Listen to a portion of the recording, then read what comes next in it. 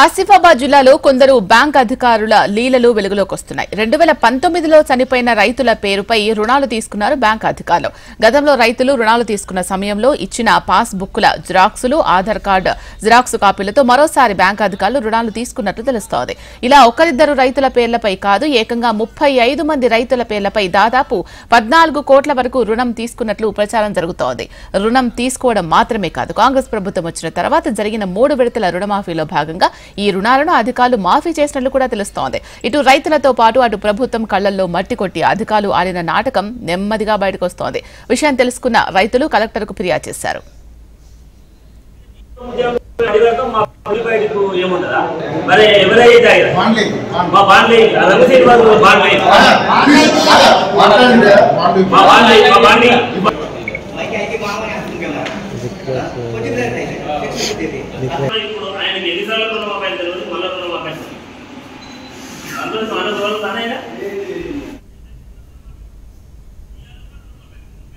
మా నాన్న పేరు కోడియార్ కనక్ సింగ్.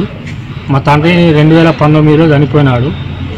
ఇప్పుడు వీళ్ళు వచ్చి కోఆపరేటివ్ బ్యాంక్ వాళ్ళు వచ్చి మీ పేరు మీద లోన్ ఉన్నది 2023లో తీసినట్టు చెప్పారు. మాకు తెలియదు, అది మేము కట్టలేని పరిస్థితి మాకు తెలియదు. ఆసిఫాబాద్ జిల్లాలో కొందరు బ్యాంక్ అధికారుల లీలలు వెలుగులోకి వస్తున్నాయి. 2019లో చనిపోయిన రైతుల పేరుపై రుణాలు తీసుకున్నారు బ్యాంక్ అధికారులు. గతంలో రైతులు రుణాలు తీసుకున్న సమయంలో ఇచ్చిన పాస్ బుక్ల జిరాక్స్లు, ఆధార్ కార్డు జిరాక్స్ కాపీలతో మరోసారి బ్యాంక్ అధికారులు రుణాలు తీసుకున్నట్టు తెలుస్తోంది. ఇలా ఒకరిద్దరు రైతుల పేర్లపై కాదు, ఏకంగా 35 మంది రైతుల పేర్లపై దాదాపు 14 కోట్ల వరకు రుణం తీసుకున్నట్లు సమాచారం. దీనికి సంబంధించి మరిన్ని అప్డేట్స్ మా ప్రతినిధి గోపాలకృష్ణ అందిస్తారు. గోపాలకృష్ణ. ఆసిఫాబాద్ జిల్లా రెబ్బెన మండల సహకార బ్యాంక్ శాఖలో ఈ ఆరోపణలు వెలుగు చూస్తాయి. రైతులు ఆందోళన చేయడంతో కలెక్టర్కు ఫిర్యాదు చేయడంతో ఒక్కసారిగా ఈ అంశం కలకలం రేగింది. దీనిపై విచారణ కొనసాగుతోంది. జిల్లా కలెక్టర్ నేరుగా తానే స్వయంగా పర్యవేక్షిస్తూ దీనిపై విచారణ అయితే చేస్తున్నారు. ఇప్పటికే అధికారిని దీని నుంచి సస్పెండ్ చేశారు. ఇంకా లోతుగా విచారణ చేయాల్సిందిగా కలెక్టర్ ఆదేశాలతో విచారణ అయితే కొనసాగుతోంది. దాదాపుగా 14 కోట్ల మీద ఇక్కడ అవకతవకలు జరిగినట్టుగా అధికారులు అయితే గుర్తించారు. ఆరోపణల నేపథ్యంలోనే విచారణ అయితే కొనసాగుతుంది. రుణమాఫీ అంశము రైతులకు అందలేదు, రుణమాఫీ అందరు రైతులకు అందలేదని ప్రతిపక్షాలు ఓవైపు గగ్గోలు పెడుతూ ఆందోళన చేస్తున్నటువంటి సందర్భంలో లేదు ఆత్మలకు కూడా మేము రుణమాఫీ చేశామనేటువంటి నిరూపణను ఇక్కడ ఉన్నటువంటి అధికారులు చేస్తున్నారని చెప్పుకోవాలి. ఎందుకంటే చనిపోయినటువంటి రైతుల పేరు మీద రుణాలు రెన్యువల్ చేశారు. చనిపోయినటువంటి రైతుల పేరుతో 2019లో చనిపోయినటువంటి కనక్ సింగ్ అనేటువంటి రైతుకి 2023లో తనకు లోన్ ఇచ్చినట్టుగా ఉందని ఎవరైతే చనిపోయిన కనక్ సింగ్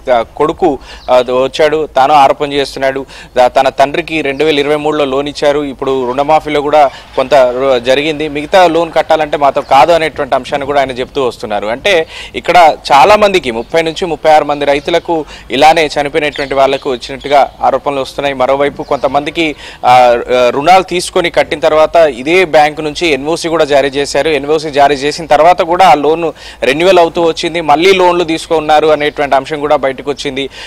ఇప్పుడు ప్రభుత్వం చేసినటువంటి 2 లక్షల రుణమాఫీ వరకు కూడా కొంతమందికి రైతులకు కాలేదు. సో ఎందుకు కాలేదు మా రుణమాఫీ అనేటువంటి అంశాన్ని వాళ్ళు పదే అధికారులు అడిగినప్పుడు సమాధానం చెప్పలేకపోయారు. కానీ వాళ్ళ అకౌంట్స్ను పూర్తిగా వాళ్ళు పరిశీలిస్తే 2 లక్షల కంటే ఎక్కువగా లోన్లు తీసుకున్నట్టుగా తమ ఖాతాల్లో ఉంది. అంటే వాళ్ళు తీసుకున్నటువంటి లోను 50 లక్షో ఉండేటువంటి 2 లక్షల లోపల ఉన్నప్పటికీ ప్రభుత్వం నిబంధించినటువంటి రుణమాఫీలో 2 లక్షల లోపల ఉంటే రుణమాఫీ జరిగింది. మాకెందుకు అవ్వలేదు అనేటువంటి అంశాన్ని చూసినప్పుడు 2 లక్షల కంటే పైగా రుణం తీసుకున్నట్టుగా ఉంది. అంటే వాళ్ళు తీసుకోకపోయినా కూడా 2 లక్షలకు పైగా రుణం తీసుకున్నట్టుగా వారి ఖాతాల్లో కనిపిస్తూ ఉండడంతో రైతులు కూడా అవాక్కైనటువంటి పరిస్థితి. ఈ డబ్బంతా కూడా సహకార సంఘానికి సంబంధించినట్టు ఆ శాఖకు సంబంధించినటువంటి అధికారులే తీసుకున్నారనేటువంటి ఆరోపణలు అయితే వ్యక్తమవుతున్నటువంటి నేపథ్యం. అందుకే కలెక్టర్ దీనిపైన పూర్తి స్థాయిలో విచారణ చేస్తున్నారు. దాదాపుగా 14 కోట్ల మేర ఈ అవినీతి అవకతవకలు జరిగాయనేటువంటి ఆరోపణలు రైతులు చేస్తున్నారు. రోడ్డెక్కి ఆందోళనలు చేశారు, తమకు న్యాయం చేయాలనేటువంటి డిమాండ్ చేస్తున్నారు. ఇప్పుడు చాలా మంది రైతులకు 2 లక్షలకు పైగా రుణాలు నమోదవడంతో చాలా మంది రైతులకు రుణమాఫీ జరగలేదు. సో వారందరికీ కూడా రుణమాఫీ జరగాలనేటువంటి ఒక ఆందోళన అయితే అక్కడ కొనసాగుతూ వస్తోంది. సో ఈ విచారణ తర్వాత అధికారులు వాళ్ళకి ఎలాంటి న్యాయం చేస్తారనేది చూడాలి. Right, thank you Gopalakrishna. అయితే ఇప్పుడు జరిగినటువంటి విషయం తీసుకున్నట్టయితే కొంతమంది రైతులకు 2 లక్షల లోపు రుణాలు ఉన్నప్పటికీ కూడా రుణమాఫీ కాలేదు.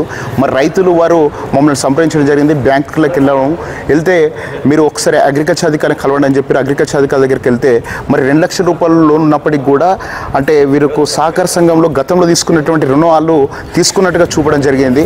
మరి రైతులు ఏమన్నారు అంటే మేము ఆల్రెడీ కట్టినప్పటికి కూడా మరి ఎందుకు చూపిస్తుంది, మేము ఎన్ఓసి తీసుకున్నాము, ఎన్ఓసి తీసుకున్నప్పటికి కూడా ఈ బ్యాంకులో ఇతర బ్యాంకులలో లోన్ తీసుకున్నాం, ఎన్ఓసి తీసుకున్నాం, అయినప్పటికీ కూడా ఇది ఉండడం వల్ల రుణమాఫీ జరగలేదు. అంటే ఇక్కడ మనం లోతుగా వెళ్ళినట్టయితే ఇక్కడ చూస్తే చనిపోయినటువంటి రైతులు గతంలో 2017 కావచ్చు 2010 కావచ్చు కొంతమంది రైతులు చనిపోవడం జరిగింది.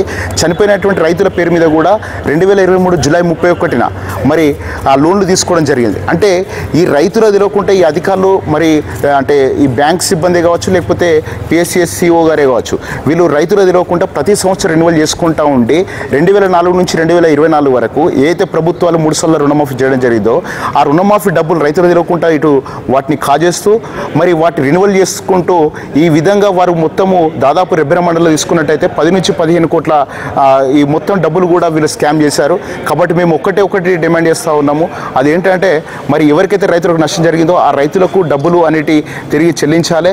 మరియు అదేవిధంగా ఈ ప్రభుత్వ సొమ్ముని ప్రజాధనం వృధా చేసిరు కాబట్టి వాళ్ళ మీద తప్పకుండా శిక్షలు వేయాలి. నా పేరు రాతోడు. 22 నాడు నేను ఇక్కడ డీసీఓగా వచ్చాను. అది నా నోటీస్లో రెబ్బెన సొసైటీది ఏదో ఫ్రాడ్స్ ఏదో మెంబర్లై అకౌంట్స్ ఫర్ కాలే అని నోటీస్లో వస్తే మన ప్రజలు రాస్తారోకో చేస్తే దాని మీద ఇమీడియట్లీ ఆయన సీఓ ఎవరు ఉన్నారో సెక్రటరీ దానికి బాధ్యుడు ఆయనకు సస్పెండ్ చేసినారు. మిగతా వాళ్ళని ఇప్పుడు ఎంక్వైరీ ఆఫీసర్గా ఆనంద్ లక్ష్మిని వాళ్ళు ఇద్దరిని అపాయింట్మెంట్ చేసేసి దానికి డీటెయిల్స్ ఎంక్వైరీ అని చేపిస్తున్నారు.